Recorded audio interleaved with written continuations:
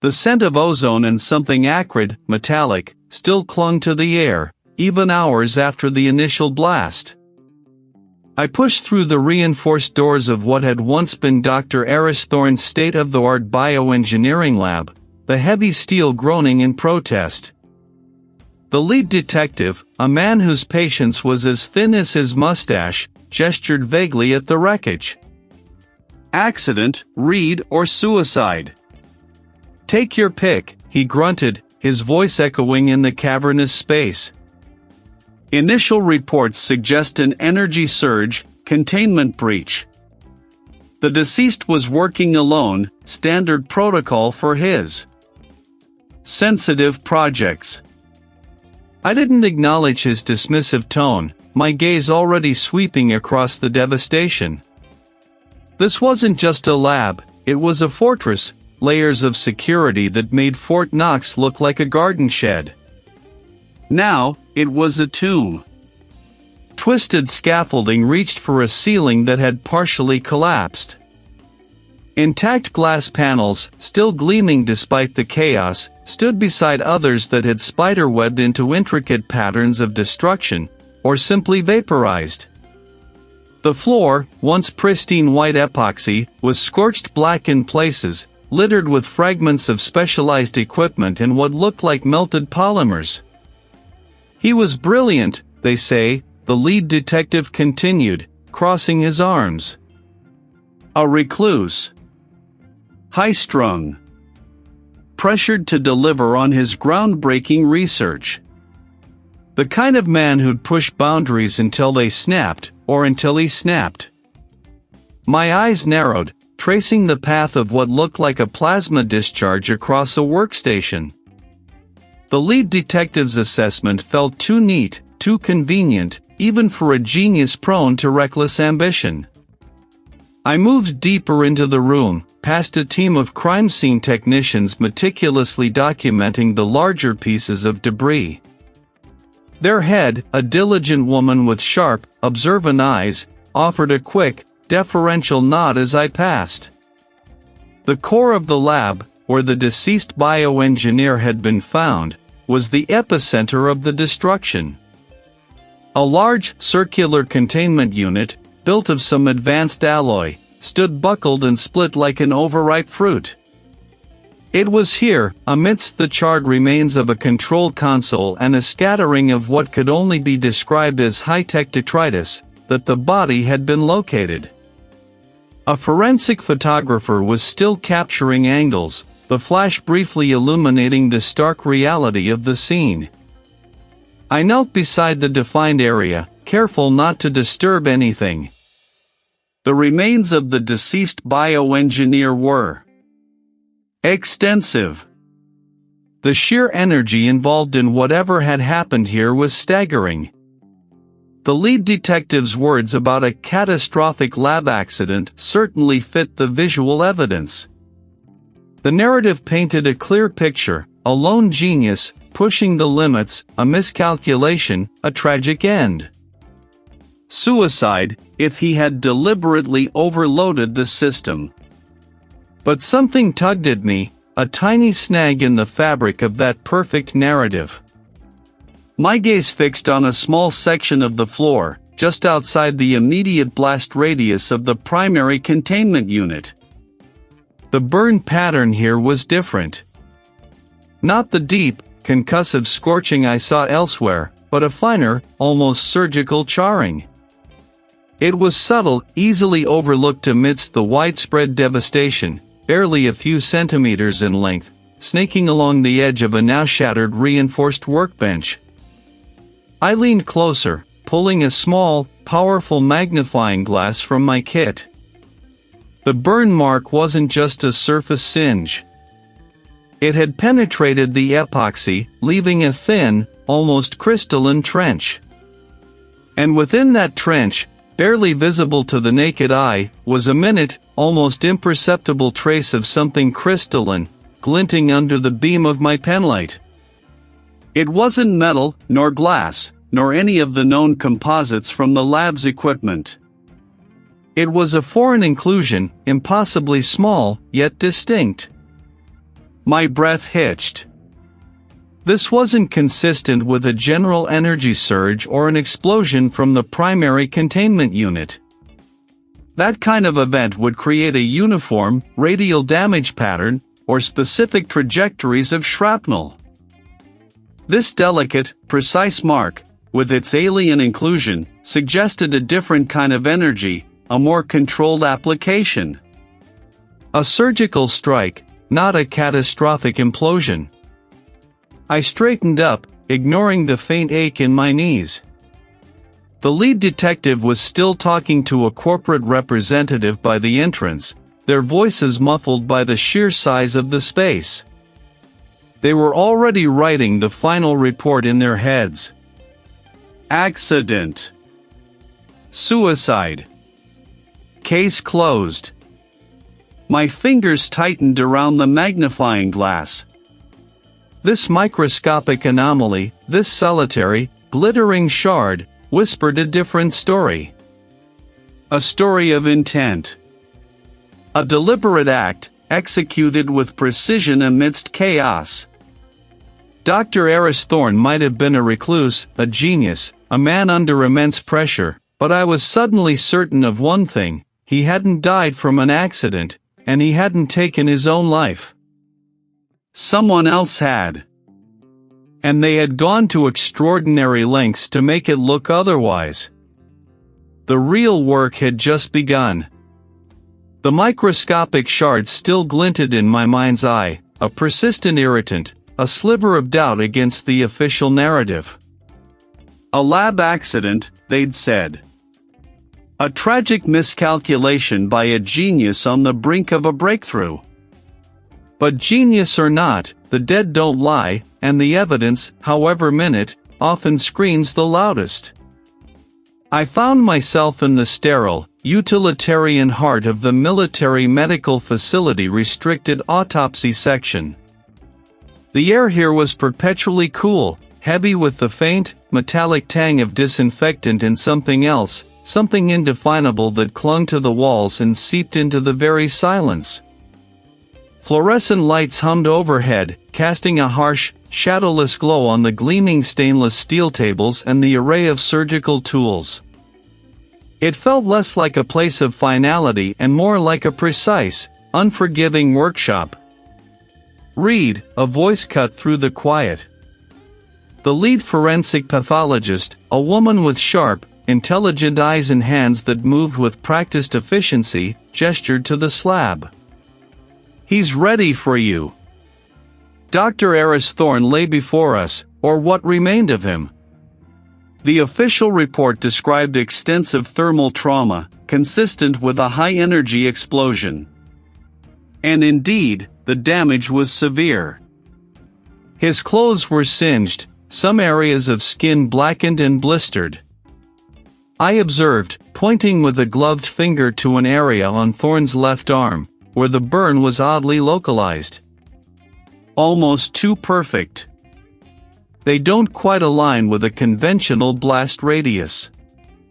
Some areas are remarkably untouched, while others show extreme, almost focused damage. The pathologist nodded, her expression unreadable. My initial assessment noted that the energy transfer seems directed, not a diffuse explosion.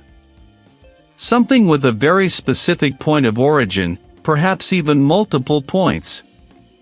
She lifted a flap of skin, revealing subcutaneous tissue.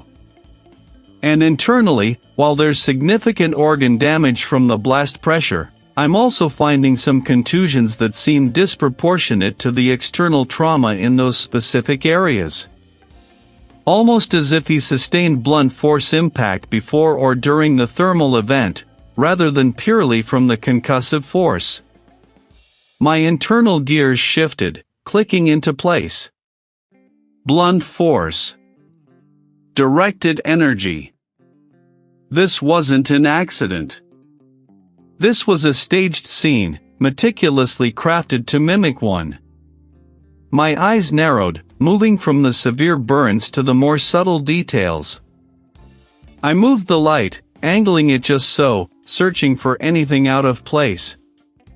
My gaze snagged on a minute speck caught in the weave of his remaining hair, near the base of his skull. It was almost invisible, nestled among the soot and singed strands. I carefully used a fine-tipped forceps to retrieve it, dropping the speck onto a sterile slide. Under the powerful microscope, it resolved into a tiny, iridescent fragment. Not the glittering shard from the lab, but something else entirely. It was a pollen grain, but unlike any local flora I knew. Its structure was complex, almost crystalline, with a vibrant, unnatural magenta hue. "This," I stated, my voice low, "is not from the lab. Or anywhere in the region, for that matter." I remembered a rare orchid I'd seen once in a botanical conservatory, an exotic hybrid, known for its unique, highly allergenic pollen. This looked strikingly similar. "Get this analyzed. I want to know its exact species, its origin." The pathologist looked at me, a flicker of something, curiosity, perhaps recognition, in her eyes. This man was exposed to something incredibly specific. The first to face me was the rival scientist. He sat across from me, impeccably dressed, his posture rigid, his eyes betraying a subtle arrogance. Dr. Thorne and I had our professional disagreements, certainly, the rival scientist began, his voice smooth, controlled. He was brilliant, yes, but also incredibly secretive, territorial. He hoarded his data, refused to collaborate meaningfully, even with those of us in related fields. It stifled progress. "And you believed you could do better?" I prompted, watching his hands, which were clasped tightly on the table. He met my gaze, a flash of resentment in his eyes. I believed that science could do better, if not for his ego.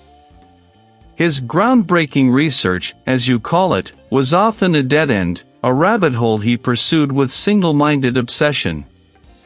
He was holding back the entire field. He paused, then added, "But to suggest I would resort to violence. That's absurd.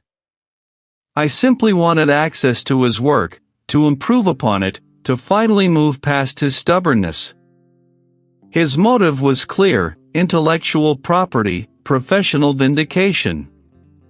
Next was the former assistant. Maya, a younger woman, her face etched with a mix of anger and sorrow. She hadn't bothered with formal attire, her clothes were practical, her demeanor less guarded than the rival scientist's. "He was a tyrant," she spat, her voice trembling slightly. "Demanding, dismissive.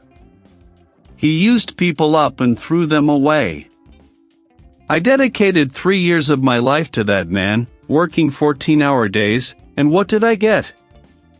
No credit, no recognition, just his paranoia and his endless demands for more secrecy. He promised me a future, then cut me off without a word when he decided I knew too much. What did you know?" I asked, leaning forward slightly. She hesitated, her eyes darting to the door. "Just that his research was getting dangerous. He was experimenting with something volatile, something that made him even more paranoid. He talked about consequences if it got out. I told him he was playing with fire. He just laughed." Her motive felt raw, personal, betrayal, revenge. As I listened, I considered the two. One, coolly ambitious, driven by professional jealousy. The other, emotionally volatile, nursing a deep-seated grudge. Both had strong motives, plausible connections to Thorne's work and his personality. But neither offered a direct link to the specific, directed nature of the accident or the exotic pollen. The case was no longer a tragic accident. It was a carefully constructed deception, and I was just beginning to peel back the layers. The killer was intimately familiar with Thorne, his work, and perhaps even his secret life beyond the lab. And they were playing a much deeper game than I had initially imagined. Here, sterile meant absolute. Chrome gleamed under fluorescent lights, reflecting the sharp edges of the specialized equipment. I stood before a reinforced observation window, looking down at Thorne's remains. The lead investigator, a burly commander with a salt and pepper beard, stood beside me, his arms crossed. "The initial findings haven't changed much, Reed," the commander stated, his voice a low rumble. "Massive thermal damage, consistent with the lab explosion. Internal injuries suggest proximity to the blast epicenter. The body was a testament to the sheer destructive force." Yet, my mind kept replaying the microscopic trace, the unusual burn pattern on the blast shield, details that gnawed at me. And the lab data? Any progress on retrieving it? "We've secured Thorne's primary research terminal and several encrypted drives," the commander replied. "The assistant, Maya, is waiting in the secure analysis room. She's the only one with the necessary clearance and understanding of his proprietary encryption protocols, apparently." "Bring her in," I said, already moving towards the exit. I need to see what he was working on, firsthand. The secure analysis room was a Spartan affair, a single, heavy steel table, 2 chairs. A monitor displaying a login prompt. She looked paler than yesterday, her eyes shadowed. She didn't acknowledge my entry, not even a flinch. "Maya," I began, my voice even, "we need access to Dr. Thorne's research. Specifically, the project he was working on just before the incident." She finally looked up, her eyes wide, haunted. "It's complicated. You were his assistant. What did he hide?"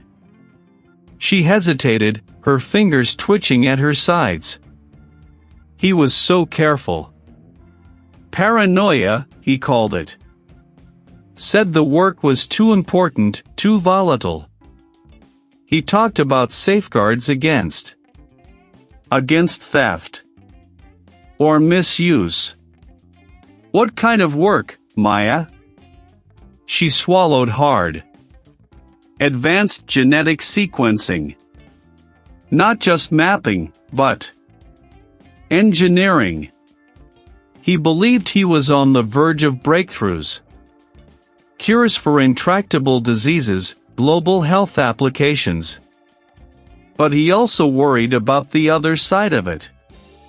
The potential for weaponization. The consequences if it fell into the wrong hands. Her eyes darted to the commander, then back to me. He was always looking over his shoulder. "Can you access the core project files?" I asked, pushing a secure terminal towards her. With trembling hands, she began typing, a complex sequence of alphanumeric characters and biometric scans. The screen flickered, then resolved into a labyrinthine directory structure. The project was codenamed Genesis. "This is it," she breathed, pointing to a folder. "His latest work."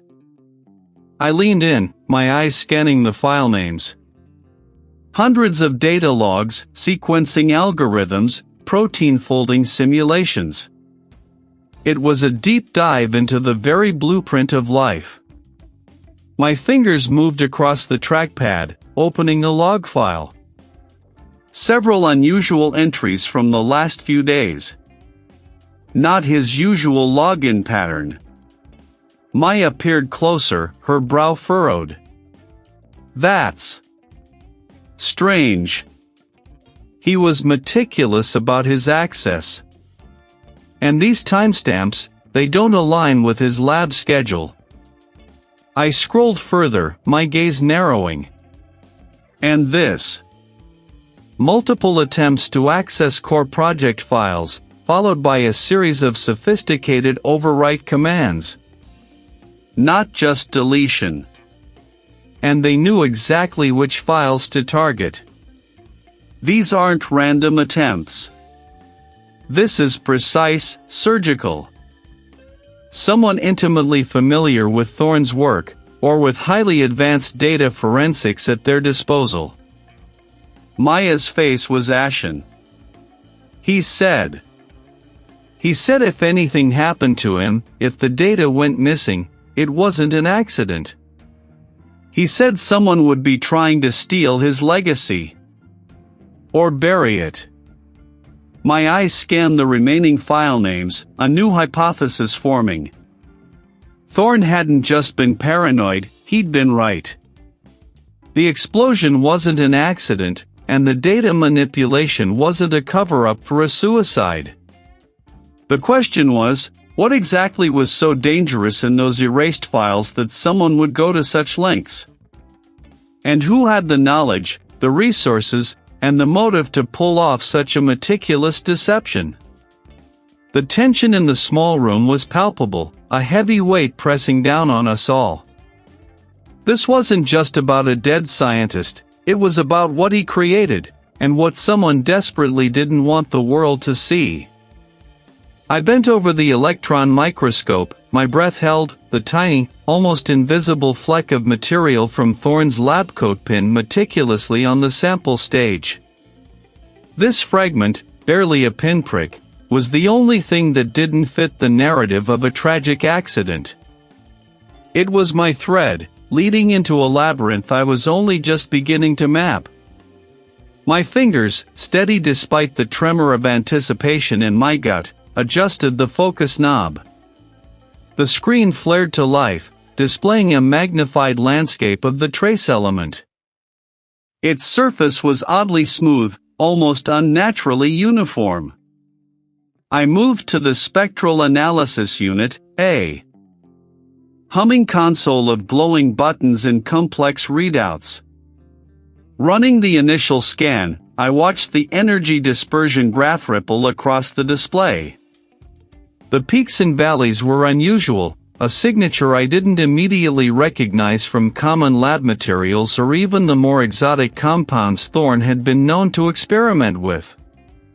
Run a full spectrum, I murmured to myself, leaning closer. The machine word, processing the data, comparing the unique atomic fingerprint against its vast internal database of known substances. Seconds stretched into minutes, each tick of the internal clock amplifying the tension. I could feel the weight of Thorne's death, the deliberate nature of it, pressing down. If this was a murder, the killer had been meticulous, brutal in their precision. Then, the results flashed. A match. Not a perfect one, but a strong correlation. The system highlighted a rare, synthetic polymer. My eyes widened. This wasn't some organic residue or a byproduct of a standard chemical reaction. This was manufactured. The database cross-referenced it with specific industrial applications, high-end, specialized components, often used in aerospace, advanced robotics, or cutting-edge bioengineering equipment. The kind of equipment that required significant funding and, more importantly, proprietary materials. My mind raced. Thorne's research, his groundbreaking work on cellular regeneration, had attracted considerable investment. One name, in particular, loomed large in his financial records, Omnicorp. A conglomerate known for its aggressive R&D acquisitions and its relentless pursuit of market dominance in emerging technologies. They had funded a significant portion of Thorne's project, providing both capital and, I now realized, potentially the very materials that could have been weaponized against him. This was a corporate maneuver, a brutal chess move on a grand scale. The investigation, which had initially been confined to the parameters of a scientific tragedy, now spiraled outward, entangling itself in a web of industrial espionage and corporate secrets. I packed my equipment, the sterile air of the autopsy section feeling suddenly too small. The next step was clear. I needed to speak with Omnicorp. The Omnicorp headquarters was a steel and glass monolith, soaring into the city skyline. A receptionist, whose smile seemed surgically precise, directed me to a private meeting room on the 30th floor. The liaison, a man with impeccably tailored clothes and an unnervingly calm demeanor, rose as I entered. He introduced himself with a practiced warmth that felt artificial. Investigator Reed, thank you for coming. We're eager to assist in any way we can regarding Dr. Thorne's unfortunate passing. His voice was smooth, devoid of any genuine inflection. I sat opposite him at a long, glass table. I appreciate your cooperation. My investigation has taken a new turn. I paused, letting the words hang in the air, watching his eyes for any flicker of reaction. There was none, just a polite, expectant gaze. We've identified a unique synthetic polymer at the scene.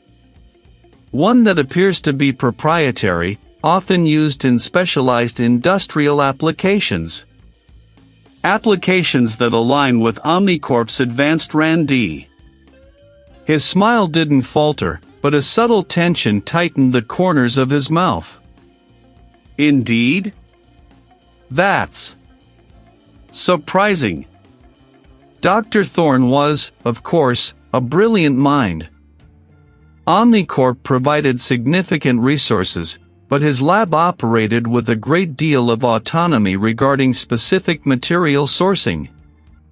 We simply provided the capital and the general framework.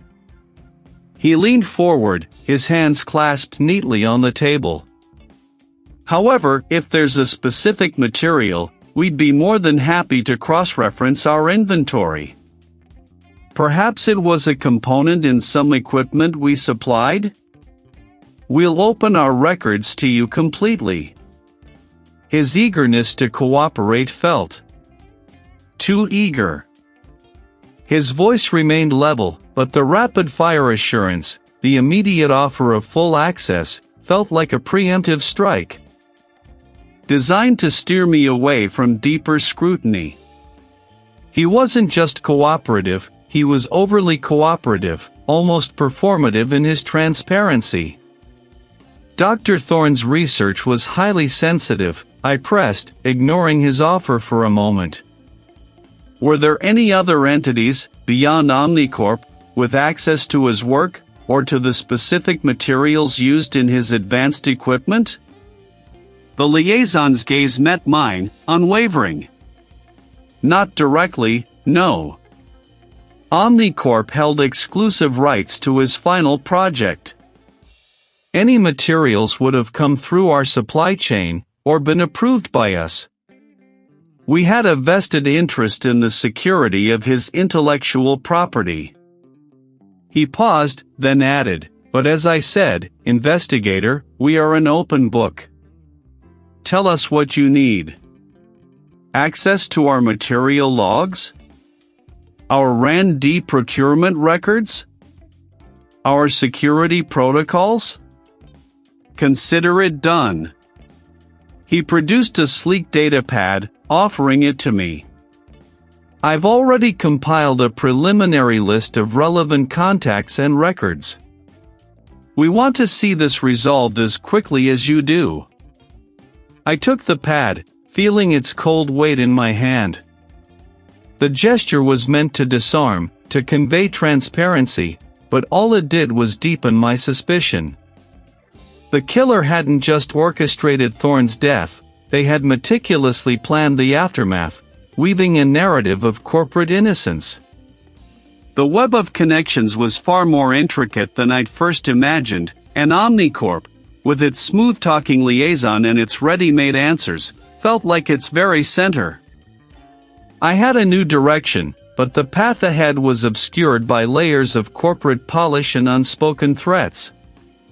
The tension in the room was almost palpable, a silent promise of the resistance to come.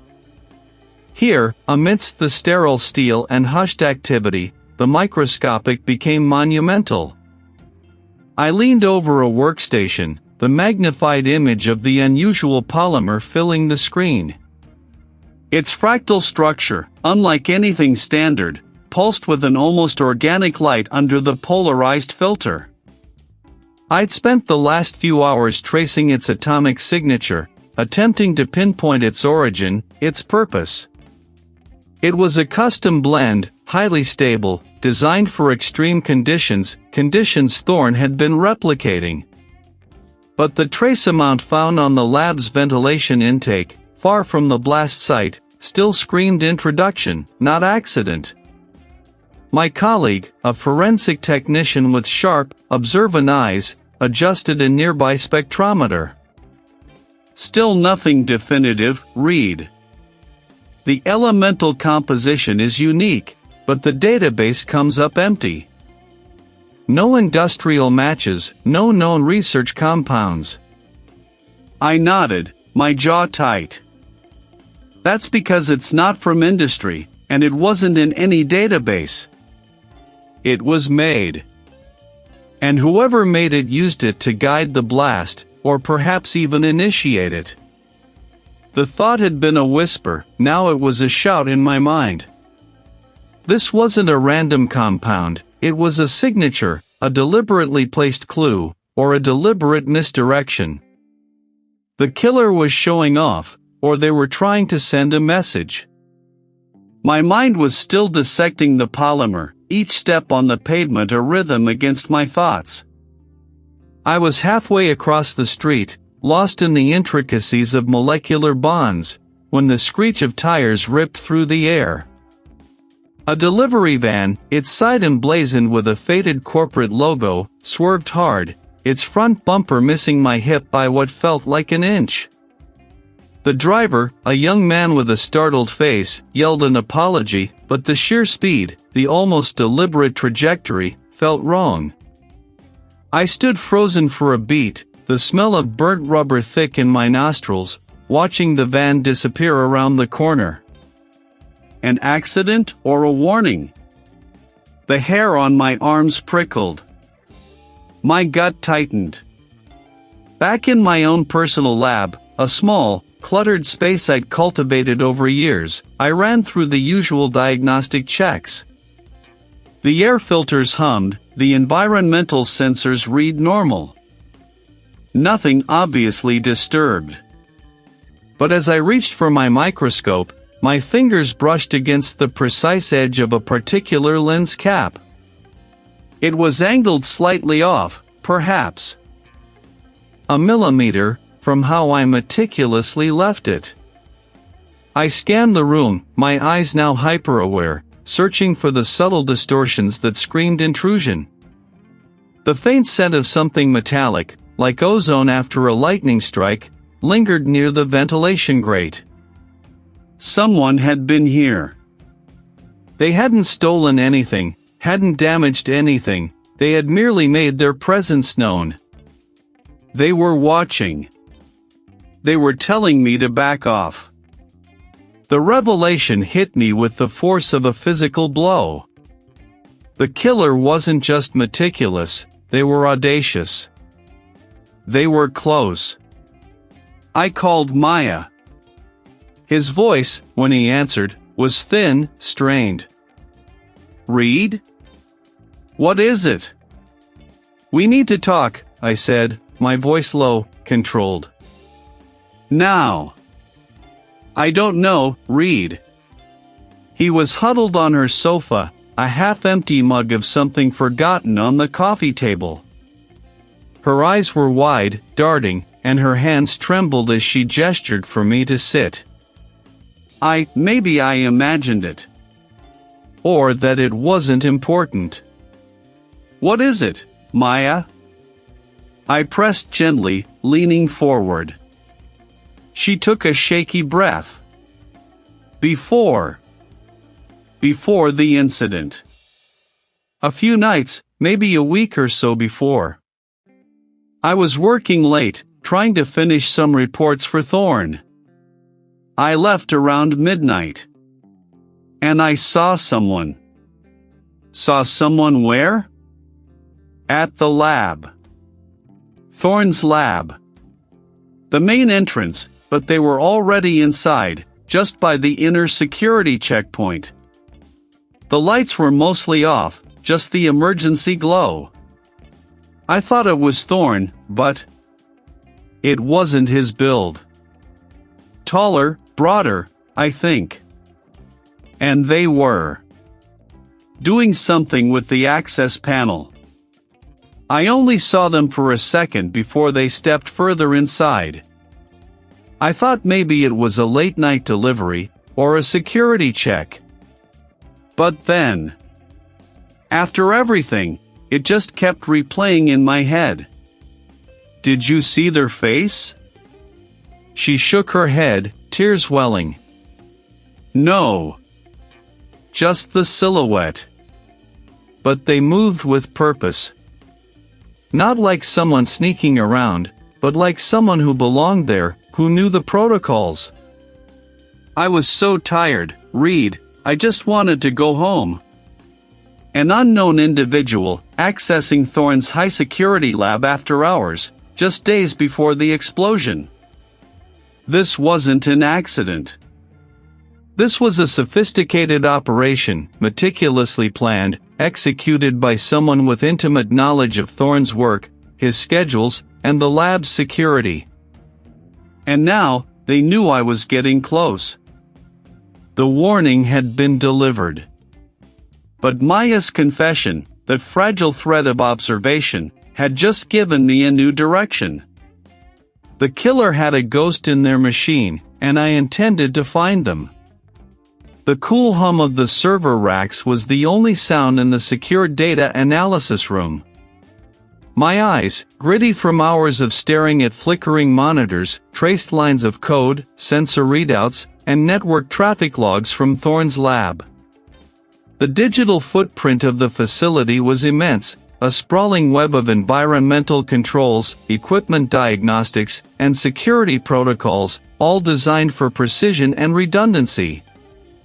It was also, I was now convinced, a meticulously crafted lie. I started with the environmental control systems, focusing on the hours leading up to the explosion.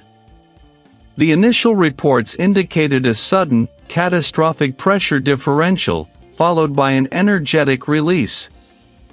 But sudden and catastrophic rarely manifested without precursors in such a controlled environment. I zoomed into the atmospheric pressure graphs. The line was almost perfectly flat for days, then, a mere 7 hours before the blast, I saw it, a microfluctuation, a barely perceptible dip, lasting less than a minute.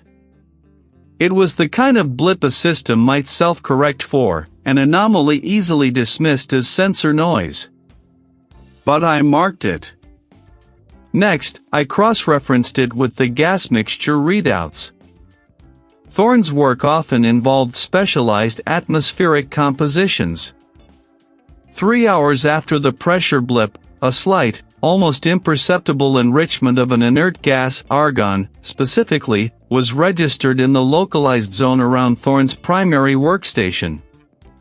It wasn't enough to trigger an alarm, certainly not enough to cause immediate harm, but it was there. 2 anomalies, hours apart, both subtle, both pointing to a deliberate, staged alteration of the lab's baseline. My fingers flew across the keyboard, pulling up the equipment logs for the experimental apparatus Thorne had been working on. This was the centerpiece of his research, a bespoke system of incredible complexity.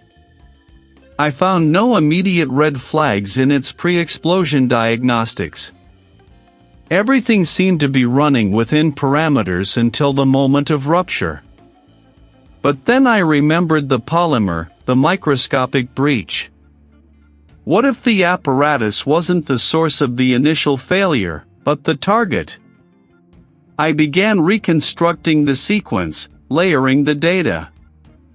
The system log showed an unauthorized access attempt, masked behind a spoofed internal IP address, but the timestamp was undeniable. This wasn't a random hack. This was someone who knew the system intimately, knew how to bypass its outer defenses, and how to mimic an internal command. The commands themselves were chillingly precise. First, a directive to slightly lower the atmospheric pressure within the sealed experimental chamber, just enough to destabilize the delicate equilibrium Thorne was working with. Second, a targeted, rapid increase in the argon flow to the same chamber, displacing the oxygen. This wouldn't kill him outright, but it would induce rapid disorientation, then unconsciousness. He wouldn't have known what hit him, not until it was too late. Finally, a directed power surge to the critical reaction core of Thorne's apparatus. Under normal conditions, the system could handle it. But with the destabilized pressure and the altered atmosphere, it became a volatile bomb. The explosion wasn't an accident. It was the final, devastating act in a meticulously orchestrated sequence designed to look like one. Someone had weaponized Thorne's own research against him, turning his genius into his grave. The digital reconstruction was complete, a damning indictment of murder disguised as mishap. I packed my analysis drive, the data humming with silent accusations, and headed out. The forensic examiner, a woman with sharp eyes and an even sharper intellect, looked up from her workstation. His hands, encased in latex, were poised over a series of microscopic slides. "Read," he acknowledged, his voice flat. "Still chasing ghosts?" "More like deciphering a blueprint," I replied, pulling a chair closer to him console. I motioned to the screens displaying Thorne's internal scans. "Tell me about the initial incapacitation. Were there any signs of anoxia before the concussive trauma?" She paused, her brow furrowed. "My initial findings focused on the blast injuries, extensive internal and external trauma consistent with a high-energy explosion. But now that you mention it, there was a subtle, almost negligible, cerebral edema. I dismissed it as secondary to the general trauma and pressure wave." "Why?" I slid my drive into a port on her system, pulling up the reconstructed timeline of the lab's environmental controls. "Because I think Thorne was unconscious, or at least severely disoriented, before the explosion ever happened. The killer ensured he was incapacitated first, then triggered the blast. This wasn't just about destroying the lab, it was about ensuring Thorne couldn't react, couldn't fight, couldn't even realize what was happening." Her gaze sharpened, moving from my data to Thorne's scans, then back again. The cerebral edema, the subtle argon signature I'd found in the lab, the precisely timed pressure drop. It all aligned. The initial, dismissive assessment of an accident began to unravel, replaced by a far more sinister narrative. The tension in the room thickened, a shared understanding of the meticulous evil we were now confronting. This wasn't just murder, it was an execution, planned with scientific rigor. Her gaze, a sharp instrument of professional curiosity, had sliced through the previous assumptions. It lingered on my data, then on the projected scans of Thorne's compromised brain, before settling back on my face. The cerebral edema, the microscopic argon signature I'd painstakingly isolated from the lab's atmosphere, the precisely timed pressure drop within Thorne's containment unit, it all coalesced into a narrative far removed from an unfortunate accident. The initial, dismissive assessment of a tragic miscalculation was not just unraveling, it was being meticulously shredded by the cold, hard evidence. The air here was always a degree colder than necessary, a stark reminder of the finality of the work conducted. Was it? The colleague finally murmured, her voice flat, devoid of the earlier skepticism. Too much effort for simple acquisition. I nodded, my gaze sweeping over the intricate 3D rendering of Thorne's lab, a digital ghost of the crime scene. Exactly. If the objective was merely to steal his research, there were simpler, less risky methods. A breach, a data transfer, even a staged robbery. But this was an assassination disguised as a self-inflicted disaster. The argon, the specific pressure fluctuations, they were designed to mimic a catastrophic failure of his experimental apparatus, to destroy the evidence along with him, and to leave no trace of external intervention. The complexity gnawed at me. Why go to such extraordinary lengths? Why orchestrate a death so elaborately, so specifically linked to his own work, if not to discredit it, or worse, to prevent its very existence? My mind raced, connecting the intricate web of details. The killer wasn't just after Thorne's research, they were after its outcome. They didn't just want to possess it, they wanted to control its destiny, or perhaps, ensure it never saw the light of day. The method, I continued, articulating the thought that had been solidifying in my mind for hours, points to a motive beyond corporate espionage or simple intellectual property theft. This wasn't about having Thorne's work. This was about stopping Thorne's work. Or, more specifically, stopping Thorne from releasing or completing something that someone deemed too dangerous, too revealing, or too disruptive. The colleague pushed a stray strand of hair behind her ear, her eyes narrowed in contemplation. Preventing completion. Or public release. That makes sense. A whistleblower, even. Someone who might expose the true nature of what was being developed. Who was truly behind it. I thought back to the fragmented notes I'd found in his physical lab, the barely legible scribbles about moral imperative and unforeseen consequences. Thorne, for all his reclusive nature, was a man of principle. If he discovered his groundbreaking work was being twisted, weaponized, or used for purposes he vehemently opposed, he wouldn't stay silent. He would act. And that action, I now realized, would have made him a target. The killer's meticulousness wasn't just about covering tracks, it was about ensuring Thorne's silence was absolute, and his message, whatever it was buried with him. The most logical place for Thorne to voice his deepest concerns, to document his ethical struggles, would be in his research logs. He was a creature of habit, a meticulous record keeper. My focus shifted from the physiological trauma to the digital landscape of his life. His digital footprint, I announced, pushing away from the console and heading toward the secure terminal I'd been granted access to. He kept everything. If he had concerns, if he was planning to expose anything, it would be there. I sifted through layers of data, bypassing standard access points, hunting for anomalies in file sizes, unusual timestamps, anything that deviated from the mundane regularity of Thorne's documented experiments. His primary research logs were extensive, a dense labyrinth of scientific notation and experimental data. But I wasn't looking for the obvious. My fingers flew across the keys, navigating through directories, scanning metadata. Then, I saw it. A hidden partition, tucked away, disguised as an obsolete system file.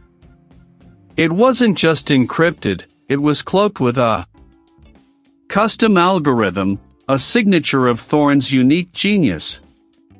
It took time, a methodical deconstruction of the layered obfuscation, but eventually, the first line of text shimmered into readability. The document wasn't a scientific paper, it was a personal chronicle, a journal of his conscience. My breath caught in my throat as I scrolled further. Thorne hadn't just had concerns, he had been actively investigating. He'd uncovered evidence of Omnicorp's clandestine funding of a separate, more dangerous offshoot project, one that leveraged his discoveries not for healing or advancement, but for control. I intend to expose Omnicorp's complicity, to reveal the true nature of Project Cerberus, and to ensure my work is never used for such destructive ends. The screen glowed, illuminating the grim truth. This wasn't just about a brilliant scientist and his groundbreaking work. The tension in the room, previously a low thrum, now vibrated with the dangerous hum of a live wire. I wasn't just investigating a murder anymore, I was standing on the precipice of something far larger, far more perilous. The screen glowed, illuminating the grim truth. I had just stumbled onto something far larger than a lab accident, far more sinister than a simple assassination. This was about a global corporation, a dark project, and a man who was ready to sacrifice everything to stop it. Thorne wasn't just murdered, he was silenced. Someone with resources, training, and an intimate understanding of high-security environments. I was surrounded by the sterile scent of disinfectants and the low thrum of ventilation systems, a stark contrast to the digital labyrinth I was now navigating. I pulled the secure terminal closer, my fingers hovering over the keyboard. The initial shock began to recede, replaced by a surge of grim determination. I started with the access logs for the lab, cross-referencing them against the timeframe of the incident. The system was robust, designed for high-level security, but even the most sophisticated systems had patterns. I filtered for individuals with Tier 1 clearance, the highest level, required to bypass the secondary biometric scans Thorne had implemented. The list was surprisingly short, a dozen names, mostly senior researchers and a handful of corporate oversight personnel. Next, I pulled up their employee profiles. Education, work history, security clearances, even their past projects. I needed to identify anyone with a background that hinted at the specialized skills required for the sabotage. The unusual burn pattern I'd found, combined with the microscopic trace of a specific, rare catalyst, pointed to a method of disruption that went beyond standard explosive ordnance or simple chemical interference. It required nuanced knowledge of Thorne's specific research, an understanding of energy transfer at a molecular level, and the ability to weaponize it subtly. I scrolled through profile after profile, each name a potential thread in this complex weave. A senior researcher specializing in quantum mechanics, another in advanced robotics, a third in secure network architecture. All highly intelligent, all with access, but none immediately screaming covert operative. My eyes scanned for anomalies, for anything that didn't quite fit the typical academic or corporate trajectory. Then I paused. The name jumped out at me, David Thorne. No relation to Aris, the profile explicitly stated. He was listed as the Omnicorp liaison for the project, the corporate eyes and ears on Aris Thorne's groundbreaking work. His academic background was impressive, a string of advanced degrees in materials science and energy systems. But it was the previous employment section that snagged my attention, a brief, almost dismissive line item, consultant, various government agencies, classified projects. Various government agencies, classified projects. That was a euphemism, a polite corporate way of saying covert operations. My jaw tightened. It explained the meticulousness, the ghost-like efficiency of the sabotage. I dug deeper, running a background check through every secure database I could access, bypassing the corporate firewalls with the override codes granted for this specific investigation. David Thorne's file was remarkably clean on the surface, almost too clean. But buried deep, cross-referenced with a public interest litigation from years ago, was a mention of a scandal. Not a direct accusation against David Thorne, but a tangential connection.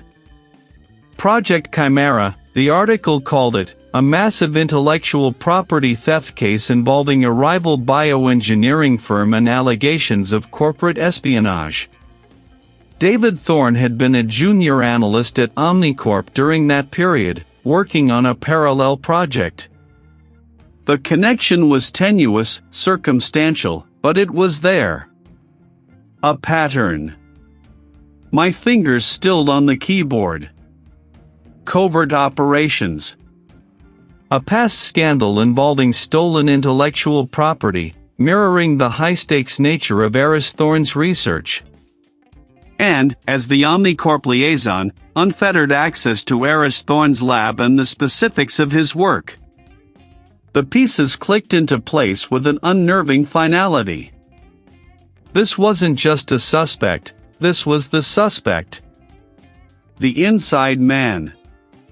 David Thorne. The game had just changed. I was no longer hunting a ghost, I was hunting a very real, very dangerous operative. And he had no idea I was on his trail. Not yet. The fabricated report sat on my desk, a beacon in the controlled chaos of my workspace. I'd titled it Preliminary Analysis of Compound X7 Residue, Implications for Biostability, a deliberately vague but tantalizing phrase. The details within were a masterclass in misdirection, hinting at a breakthrough in Aris Thorne's research, a stabilization agent that, if perfected, would make his more volatile projects terrifyingly viable. Only someone intimately familiar with Aris's true work, and its underlying dangers, would grasp the full, catastrophic significance of such a discovery. I made sure the report was filed in a location David Thorne, Aris's brother, with his lingering Omnicorp security clearance, could theoretically access. I watched. Not directly, not with my own eyes fixed on a screen, but through a carefully constructed web of digital breadcrumbs and quiet observations. The digital trail was the first to flicker. An unauthorized access attempt, swiftly blocked, on the server where the report was stored. Then, a more direct approach. The request was granted, with my silent approval, and a hidden camera was already humming in the corner of the sterile examination room, its lens no bigger than a pinhead. My gaze drifted over the microscopic slides, each one a tiny universe of evidence. The unique trace polymer, barely visible to the naked eye, was my silent witness. It had been found in the scorched remains of Aris Thorne's lab, a signature of the device used to orchestrate the accident. And, crucially, I had found it again. A faint smear on the underside of a loose floorboard in my own apartment, after that inexplicable gas leak. Another on a dislodged bolt from the scaffolding outside my office window, the one that had conveniently failed a week prior. He'd taken the bait, hook, line, and sinker. I grabbed my evidence kit, the one containing the polymer samples, and headed out. My footsteps echoed, each one a deliberate beat against the polished linoleum. David Thorne stood hunched over a cold storage unit, his back to me, a small pry tool glinting in his hand. He was trying to force open a locked compartment, presumably where the Compound X7 samples would have been kept, had they actually existed. "Looking for something, David?" My voice, calm and steady, cut through the silence.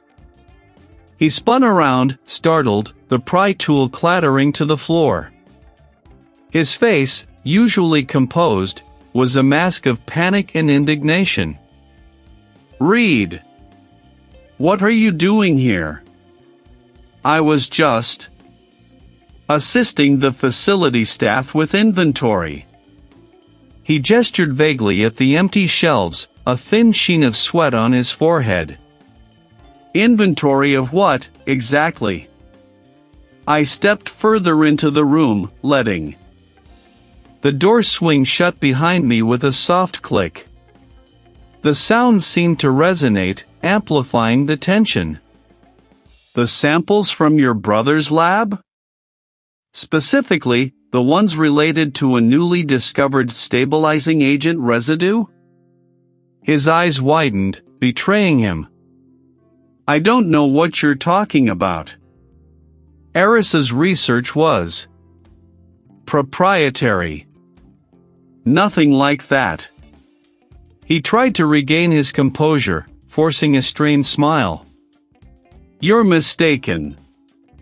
And then, suddenly, accidentally die in his lab? He shook his head, a frantic denial. "No. You're wrong. Aris would never." "Wouldn't he?" I walked past him to a small, illuminated workstation. I pulled out a sealed evidence bag, careful to display its contents. "This is a unique polymer, David. Microscopic, almost invisible, but its molecular structure is unmistakable. We found it in the debris from your brother's lab, specifically on the mechanism that simulated the catastrophic failure." I paused, letting that sink in.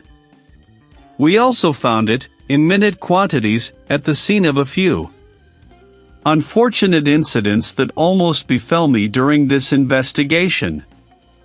A faulty gas line, a loose scaffold bolt. Coincidences, perhaps." The carefully constructed facade crumbled. His shoulders slumped. He discovered the true extent of Omnicorp's involvement. Not just funding research, but actively developing a weaponized pathogen. He wasn't just working on medical applications, Reed. They twisted his work. They were going to use it. I leaned against the workstation, my arms crossed, my expression unwavering. "And when he threatened to expose them?" "They tasked me," he confessed, the words tumbling out, raw and ragged. "They knew I had the access, the knowledge of his lab, the loyalty. They said it was containment. To prevent global catastrophe. Aris was unstable, they claimed. A liability. He had to be neutralized before he brought down the entire operation, before he released the data himself." His eyes, now full of a desperate pleading, met mine. "I loved my brother, Reed. But they made me believe I was saving something bigger. I made it look convincing. Used the polymer to ensure the device would degrade, leave no trace. Just like they taught me to disappear without." He trailed off, the weight of his actions crushing him. "I never meant to hurt you, Reed. I just needed you to stop looking. To believe it was an accident." The silence stretched, broken only by the hum of the cooling units. The pieces clicked into place, forming a grim mosaic of betrayal and corporate malfeasance. Aris Thorne, a man caught between his genius and his conscience, eliminated by his own brother, a pawn in a game far larger and more sinister than either of them had initially understood. The breakthrough was merely a ghost, a lure to flush out a killer who had already shown his hand. And now, the true scope of Aris's final project, and the forces behind his death, had finally come into sharp, terrifying focus.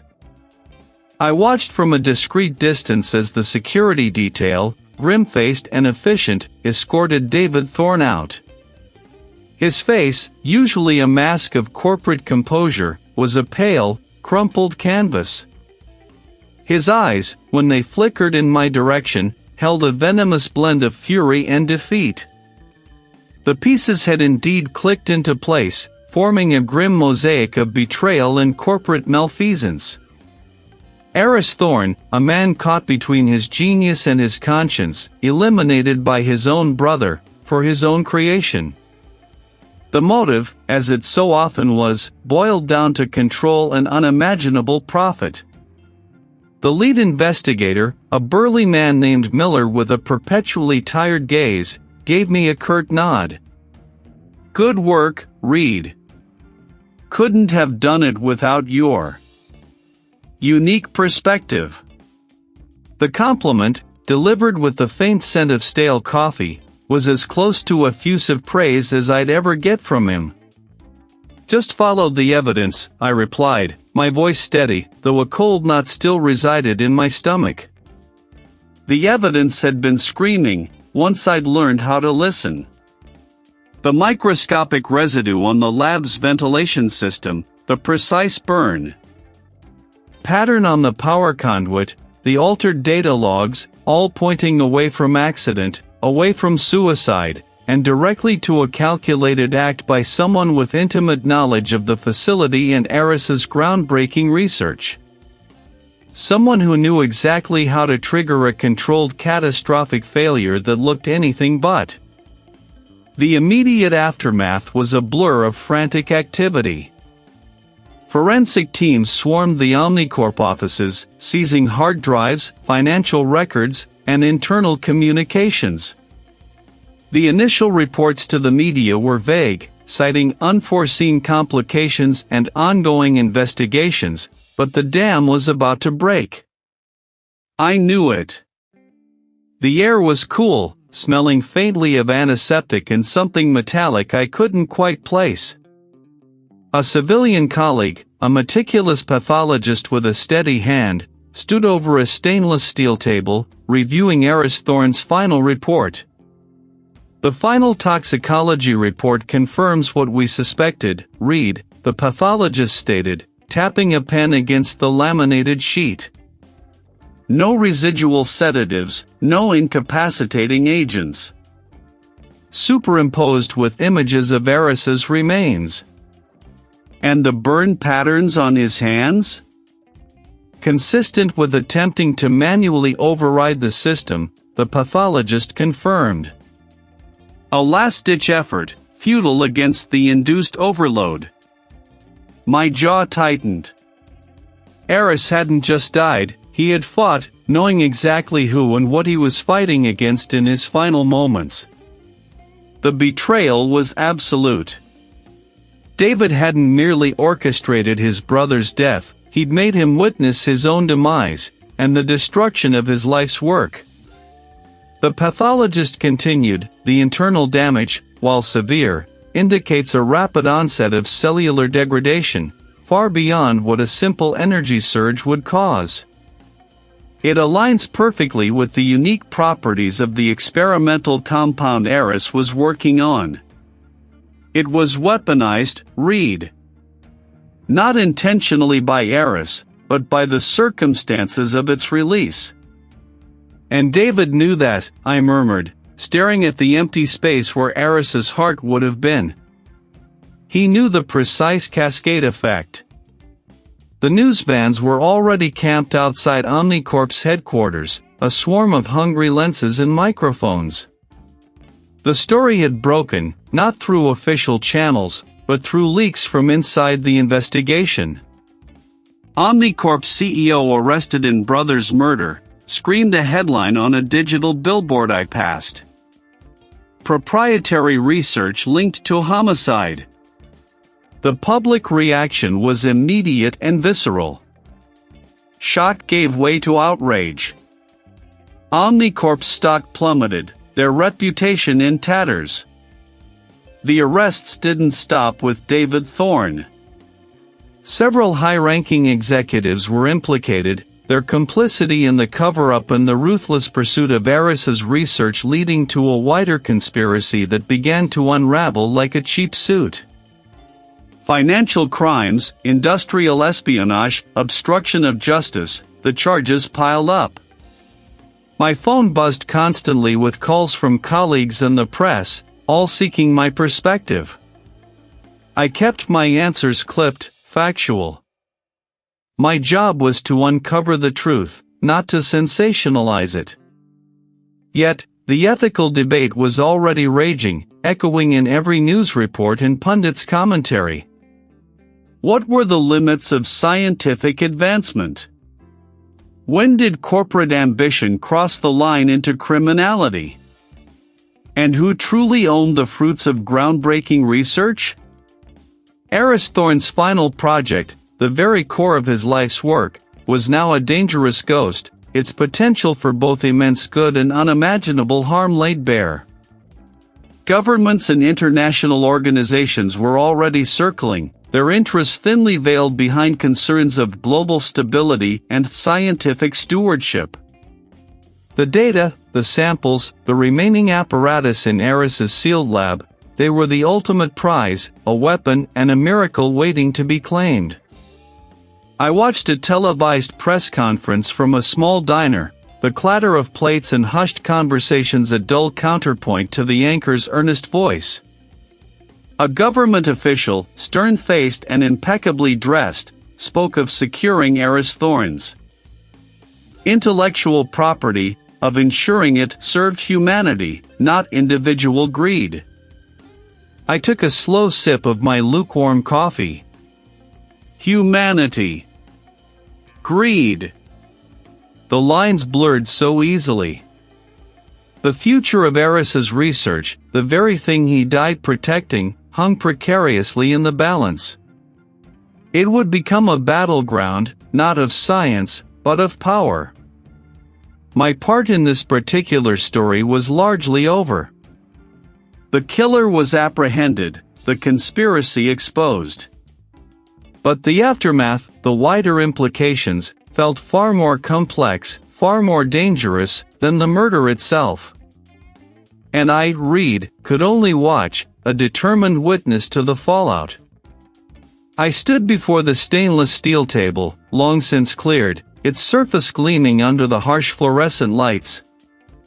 My reflection, distorted slightly by the polished metal, stared back, a man who had seen too much, understood too little, and then, perhaps, understood too much all at once.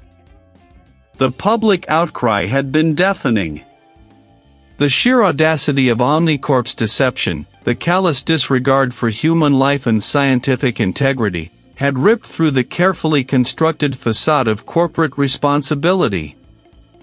David Thorne, along with a cadre of executives, faced a mountain of charges.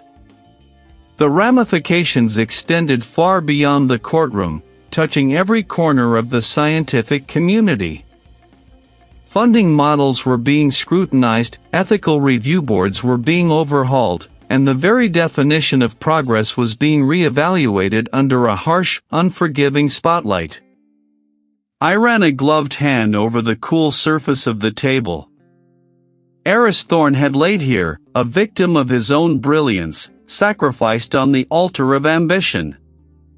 His groundbreaking research, once a beacon of hope, had become a weapon in the wrong hands, nearly unleashing a global catastrophe. The true horror wasn't just the murder, but the willingness of powerful entities to exploit a genius for profit, to silence him when he became inconvenient. The microscopic trace, the unusual burn pattern, those had been my entry points into a labyrinth of greed and moral decay. Each piece of evidence I'd unearthed, each conversation I dissected, had peeled back another layer of the monstrous conspiracy. The cost, I knew, was immense. Not just for Aris, for the countless others whose trust had been betrayed by Omnicorp, but for me too. It wasn't just about catching a killer, it was about confronting the fragility of truth in a world obsessed with power. I remembered the quiet determination in Aris's eyes in those old photographs, the flicker of pure intellectual curiosity. He hadn't sought to harm, only to understand, to innovate. That raw, naked ambition had been the true killer, more potent and insidious than any chemical agent. A colleague, a younger investigator still learning the ropes, entered the section, carrying a stack of files. "Read," he acknowledged, his voice subdued in the echoing space. "Finished up the final inventory. Everything's logged and sealed." I nodded, turning from the table. "Good. Make sure the chain of custody is impeccable. Every single item. This case will be picked apart for years." "It's a lot," the colleague admitted, looking around the expansive, empty room. "Makes you wonder, doesn't it? What's really out there?" "It does," I agreed, the tension in my shoulders a familiar ache. "It makes you wonder how many Aris Thornes are out there, working on the next big thing, oblivious to the vultures circling." The conviction in my gut hardened. This wasn't just a job. It was a watch.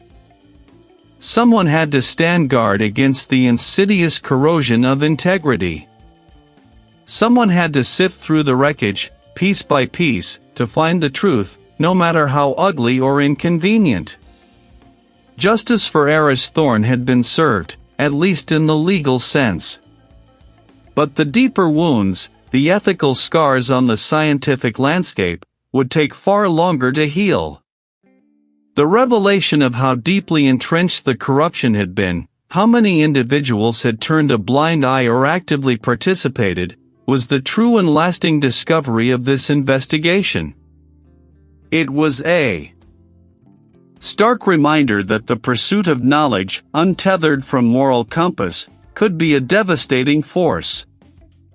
I picked up my worn leather satchel, the weight of its contents, notebooks filled with observations, evidence logs, my own scrawled theories, a comforting familiarity. The world hadn't stopped spinning. New cases would emerge, new mysteries, new betrayals. The struggle between progress and peril was an endless one, a constant tug-of-war on the very edge of human capability. A new message. A brief, cryptic note from the Chief of Investigations a read. Urgent. A peculiar incident at the deep-sea research platform. Unexplained structural failure. Preliminary reports are disturbing. I paused at the exit, the harsh fluorescent light giving way to the muted glow of the corridor. Disturbing. It always started that way. I took a deep breath, the scent of antiseptic and something faintly metallic still clinging to my senses. The fight for truth, it seemed, was far from over.